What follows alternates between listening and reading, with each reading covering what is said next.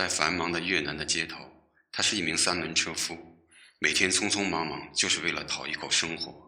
母亲已经去世，父亲因为车祸而死亡，家里还有一个姐姐和妹妹，还有一个爷爷。姐姐挑水去市场卖，妹妹则去当擦鞋童，爷爷呢在帮人家修补自行车。少年是向一个女老板租的车，分期还款还要交车费。这个少年正陷入困境，在向机构申请贷款。一天，因为拉了另外一个街区的客人，他被其他的孩子殴打。老板娘是个黑道人士，有一个傻儿子，每天把儿子搂在怀里。老板娘的身边总有一个沉默的年轻人，目光忧郁。少年的姐姐很懂事，爷爷很正直，教育孩子们不要拿其他人的东西。电影的影像带着南方的潮湿的氛围，弥漫着不尽的人间烟火。最肮脏的和最纯净的，最贫穷和最富有的交叉重叠在一起。事情的转折点发生在少年的车被偷，他停在路旁撒尿的时候，被其他人将车给偷走。追赶途中被拦上来的窃贼同伙暴打一顿，他的人生彻底改变。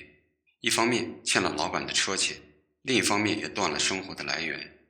这时那个年轻人出现了，他带着少年和一群人准备进行报复。年轻人让少年守在一个废弃的房子里，观察那些偷车的人们，以便确定被报复对象的行动轨迹。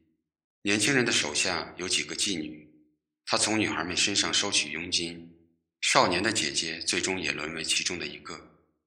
电影与平静的镜头和克制的表演中，闪现出一种人性的深邃。少年的姐姐应对的是各种各样的变态的客人，而此时的少年正和伙伴们忙着烧毁对方的粮仓。影片中同伴们带来的2条金鱼是少年人生的一种象征。那2条鱼伴随着少年在那个破旧的房屋里痛苦的慢慢的死去。那个忧郁的年轻人与少年的姐姐有着一种纯净的感情，仿佛淤泥之上的荷花。这组镜头表达出了一种诗意的感受，也是影片中呈现出的超越于人间烟火之上的一种灵魂的律动。年轻人也与女老板保持着一种说不清的关系。从女老板的叙述中，我们知道这个女人的一生也经历了种种痛苦。这部影片最令人感动的是，所有的人物都放在了一个平等的视角中，每个人都带着他各自的伤痛，都有着不可触碰的灵魂。在用燃烧弹报复对方之后，少年彻底躲藏了起来，逃避着对方的追杀。这时的少年走投无路，决定加入帮会。三轮车夫由陈英雄执导，该片获得了第52届威尼斯电影节金狮奖。电影深入越南社会底层的深处，用一种悲悯的视角表现了芸芸众生的身不由己、随波逐流的生活。